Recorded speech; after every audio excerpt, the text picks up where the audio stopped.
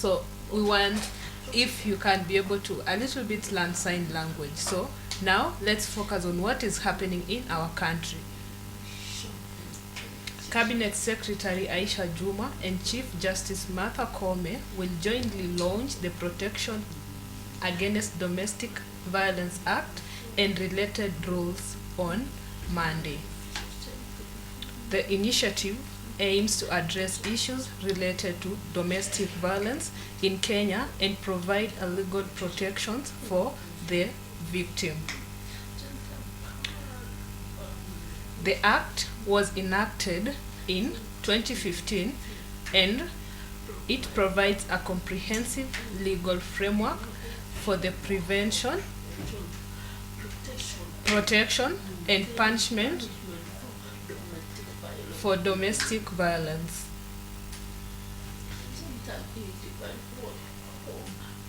It defines domestic violence broadly to include physical, sexual, emotional, economic, and psychological abuse.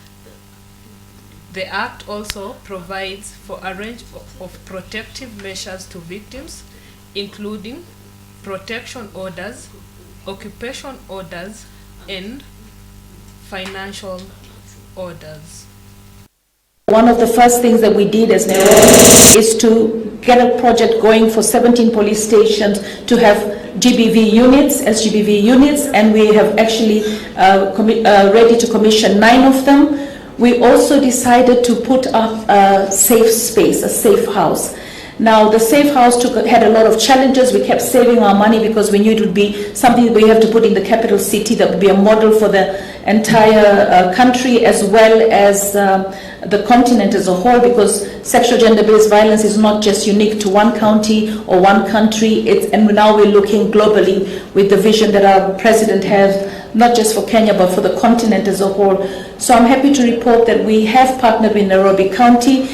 Under the leadership of N. Kananu, when she was governor, we were able to secure a parcel of land, and in that parcel of land we're putting up Nairobi's first government-run GBV safe space, and we're going to be very proud to launch that hopefully in the next 6 months or so.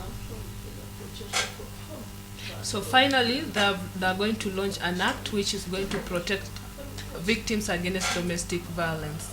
Now, on our next news item, Interior Cabinet Secretary Kindiki has warned against violence in Meru County, following chaos that rocked parts of the county on Sunday. The chaos erupted during Governor Kawira's Mwangaza Okoleo program event at Makiri, Igembe South constituency. Angry residents protested by slaughtering one cow and setting mattresses on fire that Mwangaza had come to donate to the public.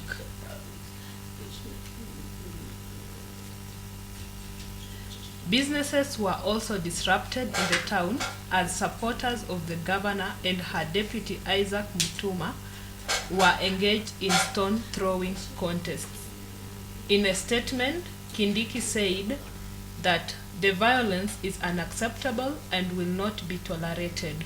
He warned that anyone who engages in violence will be dealt with firmly in accordance with law. He called on leaders in Meru County to work together to resolve their differences peacefully and to focus on serving the people. Number one, and this includes even Tharaka Nithi and Meru, violence must stop. We cannot allow violent behavior as a way of airing grievances. It doesn't matter the nature of the grievance. So violence must stop, and we're going to be very, very strict with violent people and people who want to resolve historical injustices through bloodshed and through crime. politics differences, let's put that aside and let's focus on our next news item. The first ever affordable housing project at the Kenya coast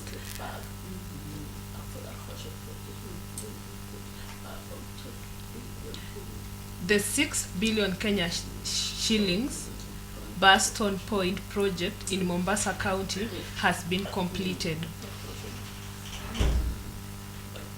The project, which was developed by Gulf Cap Real Estate in partnership with the national government, handed over homes to 585 homeowners. According to Gulf Cap Real Estate CEO Chris Ochieng, the project comes with a number of amenities, among them a swimming pool, basketball court, churches and mosques, among others. And dedicated lifestyle manager will also be employed to assist homeowners enroll into different lifestyle clubs. Phase 2 will see the construction of additional 1,400 units, which is currently being sold, will involve rooftop, trusses and an elevator, which will be installed to allow access to the high tower buildings. The groundbreaking for construction of Phase 2 will be done by President William Ruto in 2 weeks' time. To welcome our buyers as they start the journey, they embark on the journey of home ownership. Today they start the official handover process of their units. We're also here to show them the lifestyle facilities that we are offering here at Buxton. We want them to see the various recreational facilities, sports facilities, educational and religious facilities that we have here in Buxton. We've embodied a lifestyle manager to guide them in lifestyle of an estate. An example I can give is the lifestyle manager will run the early childhood development school. They'll also have a tuition center for graduates and a baby daycare center where parents can leave their children and a mother who's going to work can check on an app and see that the children are well treated and they're okay. We have swimming clubs, basketball clubs, football clubs, among other clubs here in Buxton. We also employed a property manager to ensure the property is maintained to a certain level, because we do not want buyers buying here and the valuation of the development goes below because the estate is left unattended. This is a gated community, an inclusive community which has all income cadres here. Our policy is 1 ID, 1 buyer. We have people buying shops, we have people buying 1 bedrooms, 2 bedrooms, 3 bedrooms, and today we are handing over 584 units. Phase 2 is about to start, where we'll do another 1,400 units in Mombasa. So the cost of running the lifestyle in this development is borne in service charge.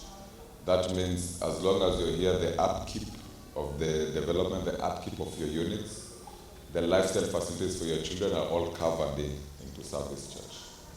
We are proud to announce we are the first private developer under the affordable housing program who've contracted with county government and national government to deliver 584 units.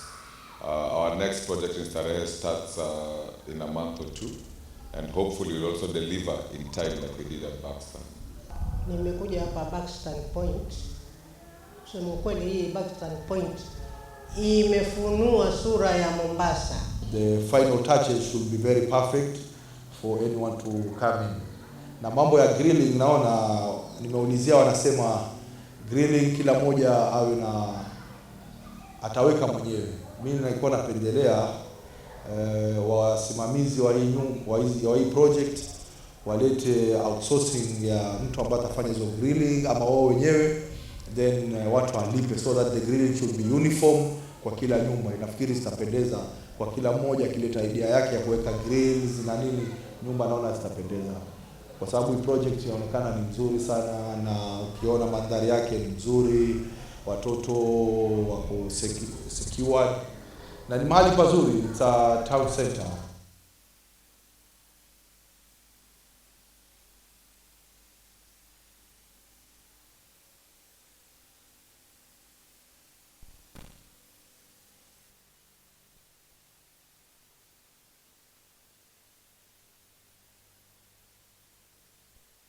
Wow.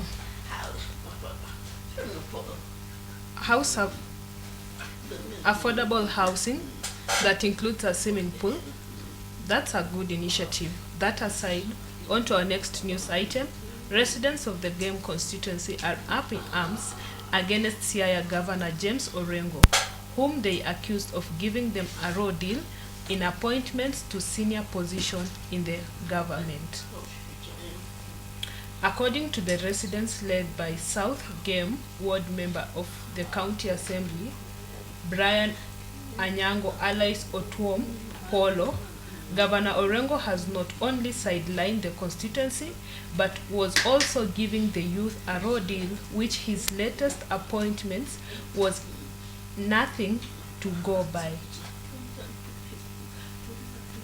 Speaking to the journalists after attending a funeral in his ward, Otuom Polo said the latest list of county executive committee member and chief officer nominee that the governor forwarded to the county assembly for the consideration did not represent the face of the county. He accused the governor of rewarding political reject at the expense of service delivery. His Excellency Governor James Orengo forwarded the list of his nominees to various chief officers positions in his Nyalore government, the county assembly, for vetting and consideration. I have scrutinized the list and observed the following: that the list does not reflect the face of the county, and more importantly, as a resident of Jamestown County,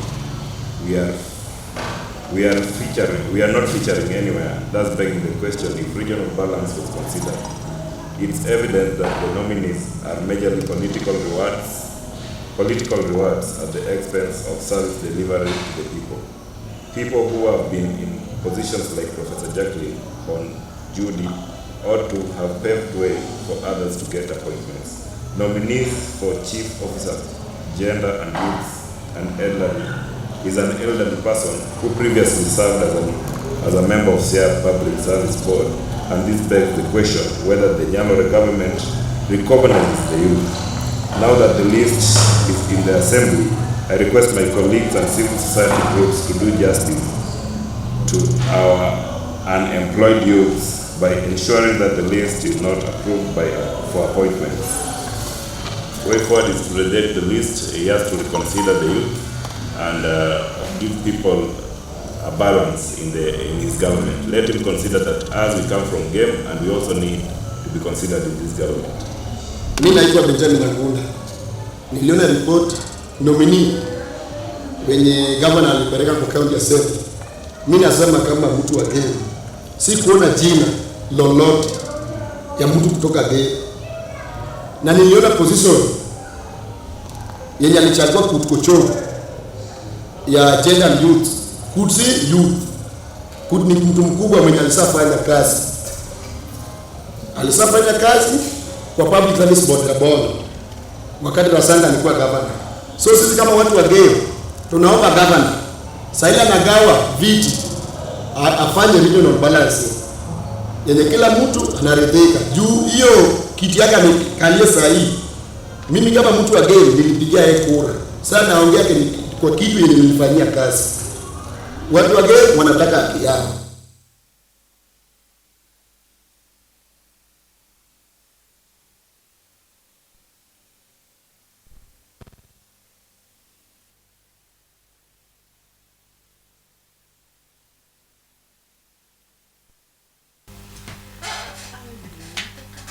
I believe that the governor will include all the constituency and not sideline other constituency. Now, on to our next news item. Every month, thousands of girls miss school for lack of adequate facilities for menstrual hygiene management. The Ministry of Education estimating that a girl who is absent from school at least 4 days in a month end up losing 2 weeks every school term, derailing this girl's education.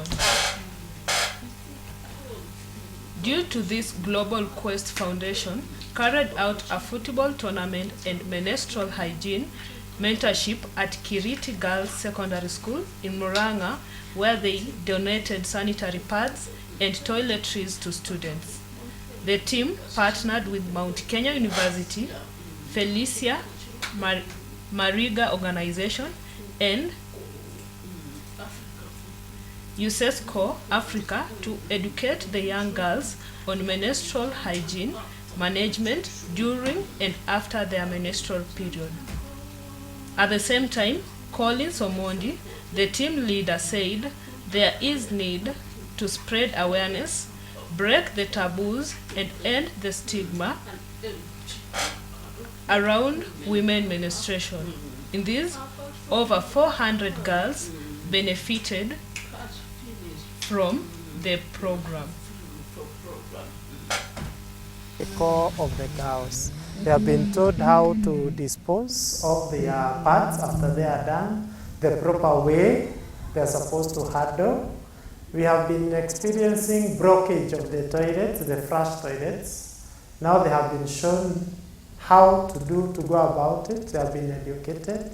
They have also interacted with other students in the university. They have come and mentored them, shown them the way it is done. They have also been assisted with the pads. They're not able to go to schools because of the poverty levels and also the high economy rates as of now. We'd urge the government to kindly check on the subsidies of the sanitary pads for the girls, so that because it's a necessity for them, it would be really good for the girls to be able to have access to that. As of now, we know that the government is trying their best to also push that agenda for getting sanitary pads to girls in schools. The Senator, Madam Oroba, is helping to push it, and we're always behind her to support it. And we also ask the government to continue facilitating and giving more funding and priorities to girls getting access to sanitary pads in schools. From this event, we have realized that there is a big gap between the needy students and the access to sanitary towels and sanitary pads. The ones that we have provided might be helpful, but for a while. Therefore, it is imperative that the government should help, maybe provide funding, teach the students and the teachers on the better way of accessing these instruments that is going to help them in their menstrual journey. Gold Coast was founded with a vision of using sports for a positive change in our communities. We believe that this tournament is a powerful way to address menstrual hygiene because it provides a platform to raise awareness and funds for the important issues. Our main reason for us being here at Kindiki Girls is to promote open conversations while addressing empowering these young females through sports. This tournament is just one step in our mission to empower these young females and to create a more inclusive society.